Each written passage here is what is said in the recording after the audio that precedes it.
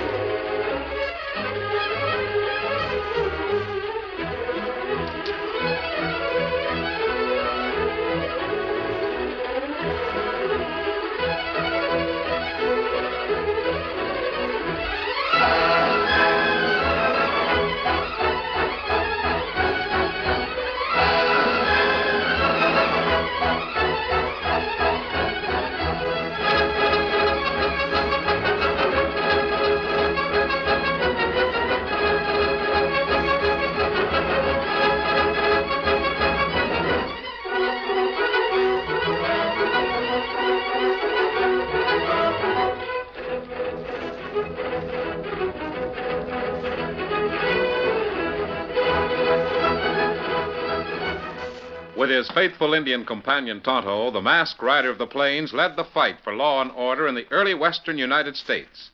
The stories of his strength and courage, his daring and resourcefulness have come down to us through the generations. And nowhere in the pages of history can one find a greater champion of justice. Return with us now to those thrilling days of yesteryear.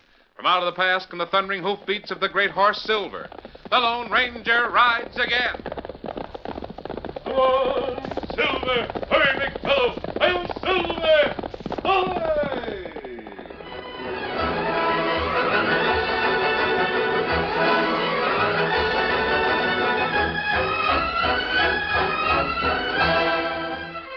Tim Kendall had gone downhill since the death of his wife. His eyes became more red-rimmed and his shoulders more stooped. His gait was increasingly unsteady as he wove between his house and the cafe. He straightened up for the funeral of his old friend, the sheriff. But as soon as it was over, he fell back into his old familiar rut. He didn't notice the increasing power of a certain element in town. He didn't even notice the effect his habits had on his daughter, Jane. Jane worked for Jim Blake, who owned the newspaper. She was nearly desperate, trying to keep the small house together for her father. Dad, wake up. Please wake up, Dad. Please, Iris. Oh, won't you wake up? There are 3 men here to see you. The most important men in town are here. Let me alone. No one's important. Oh, but, Dad, it's Judge Barton. You know Judge Barton. No good. Old skinflint. Let me alone. Judge Barton. Old skinflint. Never. What's the matter, Jane? Can't you waken Tim? I'm sorry, Judge Barton. My father is... Well, he isn't well. That's one way of putting it. Judge Barton, I said he is not well. I thought if we came around supper time, we could speak to him before he got started on his night's, shall I say, fun. My father has had no fun. Well, what do you think, Conway? Should we try again? Well, I think so, Judge Barton. I knew Tim when he was younger, before his wife died. He's honest. That's what we need, an honest man. I'd like an expression from Mr. Granger. He speaks for the cattlemen. Well, I'll tell you, gents. I'm not in town much, so the sheriff don't mean as much to me as to you. But I think as you gents do, that Tim could be made something of if he had some responsibility. Just a minute. What did you say about the sheriff? There's been no sheriff since Hank died. We need a man who is unquestionably honest, Jane. Did you 3 come here to ask my father to be sheriff? That's right. Why? As the banker around here all these years, I know he's honest. And as judge around here all these years, I know we need an honest sheriff. The last sheriff was honest. That's right, Jane. What he lacked in ability, he made up in being on the level. What have you meant against my father? Nothing, Jane. Nothing at all. Well, you know he's like a helpless child. He couldn't hold a public office. When Mother died, he lost all interest in life. We thought the responsibility would be good for him. That's right, Jane. We like Tim. We want to help him. Well, how'll it help him to make a fool of him? Why do you want to set him up as a public spectacle? He'll just be the laughingstock of everyone, especially now.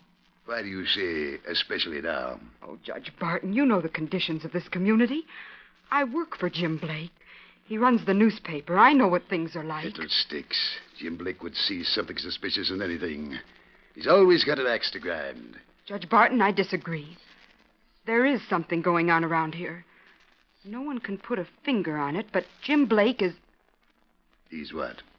Well, he's working on evidence. He's getting statements from different people so he can expose the things that are going on. When he has everything he needs, there'll be fireworks. Is that so? Yes. And some people will get hurt. When that happens, you'll need a strong fighting man for sheriff. We'll need a man who can't be bribed, Jane. That's what we'll need. Do you three have the authority to appoint a new sheriff? Yes, we appoint a man to fill out the unexpired term of the late sheriff. Well, I'm sorry. My father is not well. He couldn't fill the office. Are you speaking for him? Yes, I'm speaking for him. I'll speak for myself. Why, Tim. Why, he's all dressed up. Your hair combed. Dad! I heard all that was said. Jane, where's my gun belt? But, Dad, Oh, there it is on the peg. Ain't wore it in years.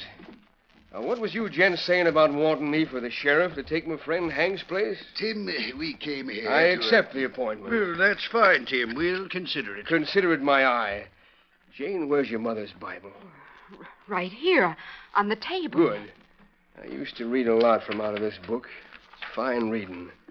You ever look in it, Judge Barton, or do you just use it for swearing on? Here I am. Hands on the good book. You'd better stand up to administer the oath, Judge Barton. He came to see if you'd consider the I appointment. considered and I accept. Now, swear me in. Raise your right hand and repeat after me. I, Timothy Kendall, I, Timothy Kendall, do solemnly swear that I will... Jane felt her heart thrill with pride as her father stood erect, his right hand raised, and took the oath of office. The slanting light of the late sun fell on his snow-white hair and seemed to bring a new light into the wrinkled face. The lines of dissipation seemed to fall away to be replaced by determination. To the best of my abilities and understanding, so help me God. Well, where's my badge? You'll get one. Let me be the first. Congratulations, Dad. I'm so proud of you. Yes. Congratulations. Shake, Tim. Yeah, glad you're the law. Gents, there's one thing that's got to be understood. You picked me for this job. I don't know why. Maybe you wanted a no-good, besotted critter that couldn't see no wrong. Well, maybe you got one. But I'll do my best. We know you will. Good day, Tim. Goodbye. Goodbye, Tim. I'll be at the office in the morning. Yes. I never thought he'd get the bloodshot out of his eyes. Barton, maybe we picked the wrong man. I'll wave a bottle under his nose and he'll be blind to what goes on. Yeah, I'm not so sure. You heard what that girl said, didn't you? About Jim Blake? Yeah. Well, Granger, have you any ideas? Yes, I have. For a long time, I've been thinking of building a new house out on my ranch. The one that's there is too small for a man with my money. Now, I was to have a visitor.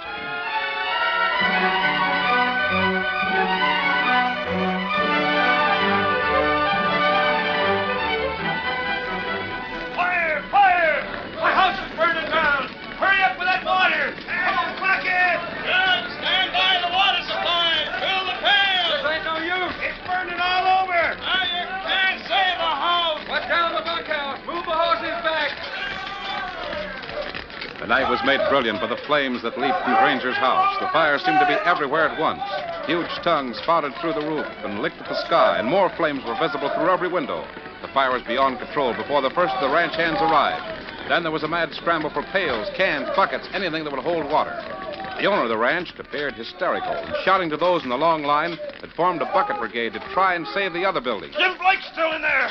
Save him! Get him out of there! He was spending the night here! Blake? Jim Blake? Yes, he's still there! Ho, Silver! Ho, Silver! Ho! Here's more men! You three, get in the line! We're wetting the roof of the bunkhouse! Did you say someone was still in there? Yes, he's still... Hey, you're mad. Steady, big fella. What room? The east wing on the second floor. Dan, stay with the horses. Yes, you sir. come with me, Tonto. Me come. The east wing on the second floor. Steady, Silver. Steady, boy. It's all right. Say, who are those two? Friends of mine. Is that your house? Yes, and it's doomed. Where did you come from? We saw the flames from the top of the hill over there. Hey, that man, the one who just went in. Was he masked? Yes, sir. You're Mr. Granger, aren't you? Yes, that's my name. But that mask, is he an outlaw? Oh, no, sir. He's no outlaw. Well, he'll be killed. He's gone right into the house. You said Jim Blake was in there. Yes. I guess my friend wants to get him out. He knew Jim Blake. He did? Where did he come from? Oh, lots of places. We were in town and learned that Mr. Blake had come here to visit you and spend the night. So we rode out and saw the fire. There goes the roof!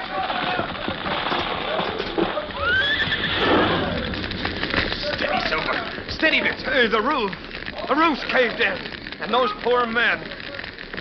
Silver, I wonder... No one's alive in that inferno. Bust them sparks. Get going on the bunkhouse. Fast buckets up to that bunkhouse roof. Let it down. Gone. Gone, everything gone. My house, my furniture. Hey, Granger, 2 men are coming from the house. It's all right, Silver. It's all right. They got out. Hey, they're alone. They couldn't get Jim Blake. Keep that water coming. Get these empty buckets back. Keep that roof went down. More water. Get over there and stop that blazing grass. Are you all right? Yes, we're all right, Dan. You didn't get to Jim Blake? We couldn't get him out, Granger. Steady, big fella. But we did see him in his bedroom. He was dead before the fire started. What's that? Dead. Ready, Dan? Tonto? Yes, sir. Ready. Come on, Silver. Hit him up. Get up.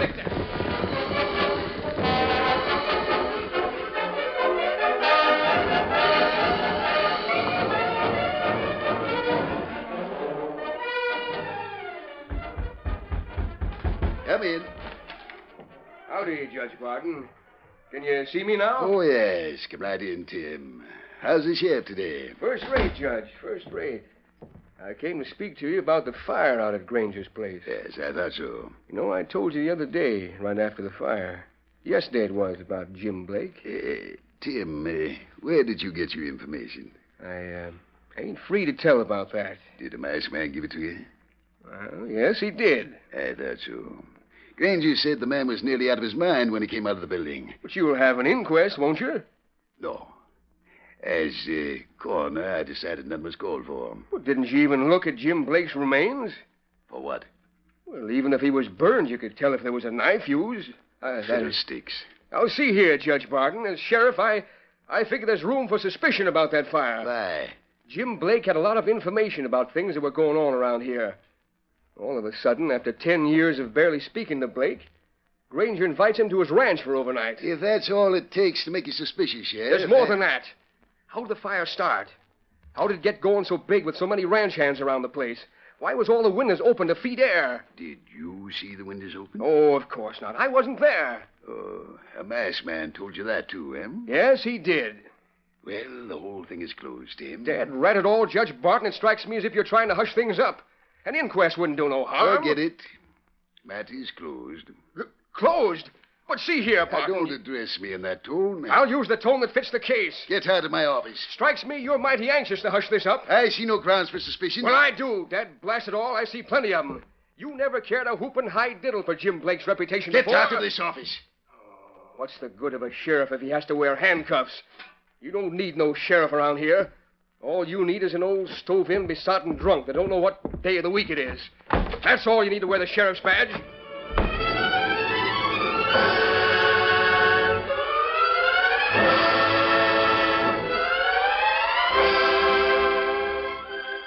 Dad. Oh, Dad, wake up. What's come over you? Leave me alone. I'm sleeping. Oh, please get up. There are 3 men here to see you. Go away. 3 men. Go away. Tell them to go away. Please get up and see them. One is quite young. Another is an Indian. And Dad, the 3rd man, wears a mask.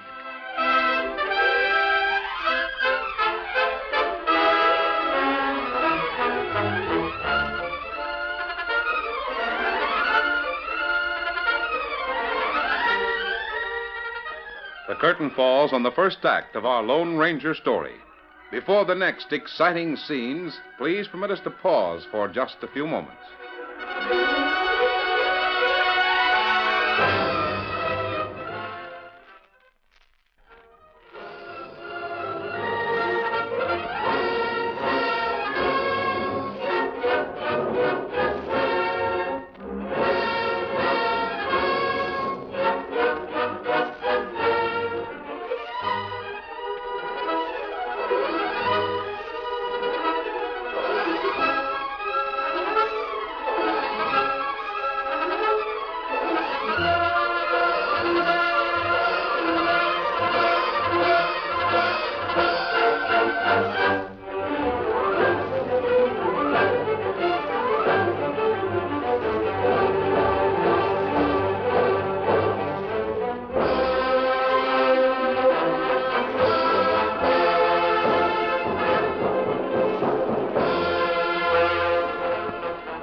Now, to continue our story. Tim Kendall squared his shoulders and threw out his chest, determined to be a first-class sheriff. But he found himself helpless against the well-oiled machinery of a crime organization. He lapsed back to his old ways, and his daughter Jane found it impossible to rouse him when the Lone Ranger, Tonto, and Dan Reed went to see him. My father isn't... Well, he... Is that his sheriff's badge? Yes, I found it on the floor. He'd taken it off. You don't seem surprised at this mask, Miss Kendall. I'm not. You see, I worked for Jim Blake. In the newspaper office? Yes. And you probably knew that Jim Blake sent word to a certain padre. Yes, but I'm afraid you're too late. Why did your father take off his badge? What can he do against an organization like we have in this town? He's helpless. Oh, he wanted to be a good sheriff. He was happy. He was going to make good, but then he saw what he was up against. Jim Blake sent word that he wanted to see me. Was it in connection with this organization? Yes. He was trying to learn more about it. He needed the names of people and proof. Go to his ranch and talk it over. Why, then Jim Blake thought he was going to get the help he wanted. He didn't know the real reason for that invitation. Granger wanted to kill him? Of course. Granger is one of the crooks. I'm sure Judge Barton is another. Probably the banker is in on it, too. Just what are they doing? Oh, there are 100 deals. I couldn't begin to tell you all of them. I'll give an example. Well, Steve Hurley was given a contract to build the town hall. He paid someone a nice piece of cash to get that contract. Oh, I see. And they built a bridge with the taxpayers' money. The land beyond the bridge became worth a lot more. Jim Blake has been trying to find the real owner of the land. The man whose name is on the deed is just a dummy. Blake didn't suspect Granger? Of course not. But he suspected the judge. That's why they picked poor old Dad for sheriff. They thought he wouldn't hear anything or see anything. And when he straightened himself out, well, they were a surprised lot. How about the rest of the public officials? The judge and banker probably own them all. But now there's nothing can be done. Jim Blake took all the evidence he'd gotten together with him when he went to see Granger. And it was destroyed by fire? Yes. Jane, is the newspaper office closed? Yes, it's been closed since the fire. Can you open it? Why, yes, I guess I can. This afternoon? I suppose so. There's plenty to be done. Mr. Granger's living at the hotel in town since the fire. I know he is. Will you open the office and send word you'd like to speak to him? If you say so. Make him think you're getting out another edition. You might ask him for his version of the fire. But why? I want him there. And don't be surprised at anything that happens.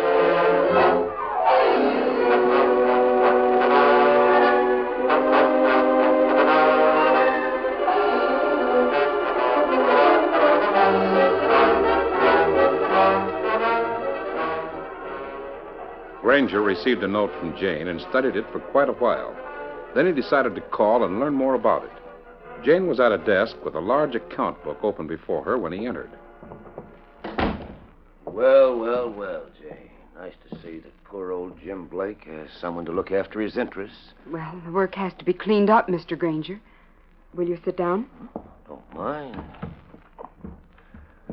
Well, it's good to sit down. Yes, I've been awful busy making plans for a new house. Yes, I suppose you have. Uh-huh. How's your father?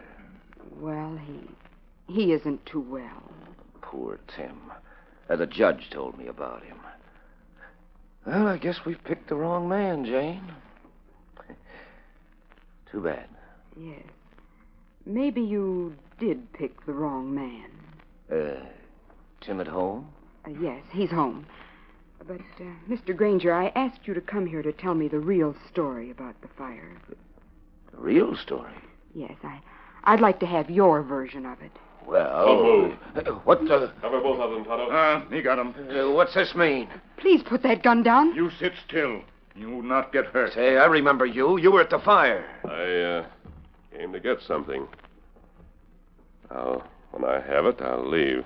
Please, there's nothing here. Oh, I think I'll find it in this file. Now, see here, you Indian. Stop waving that gun at me. You sit still. Hey, what's he after, Jane? I don't know. Why, he's taking documents out of the file. These might prove to be worth more than the contents of that safe.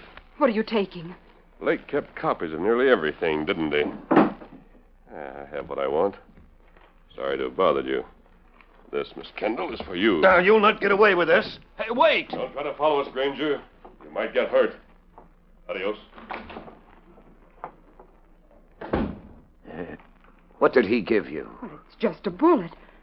I wonder what he meant by it. A bullet? See? What? This is made of silver.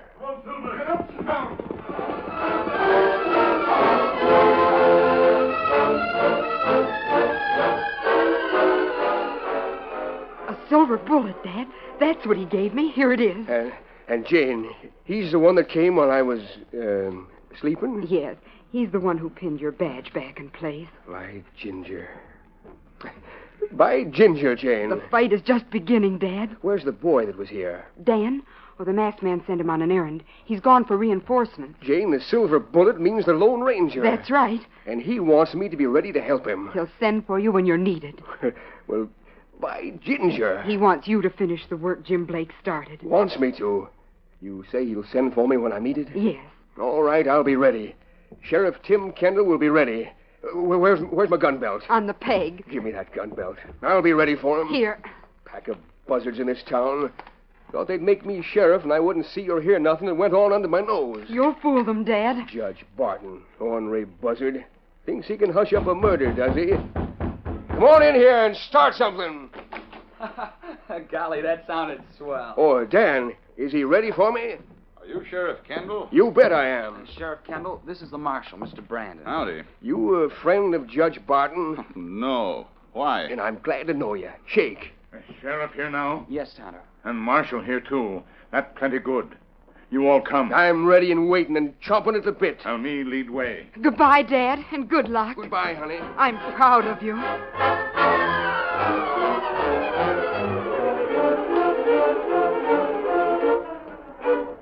When Judge Barton went to a room in the hotel, there was no one to be seen.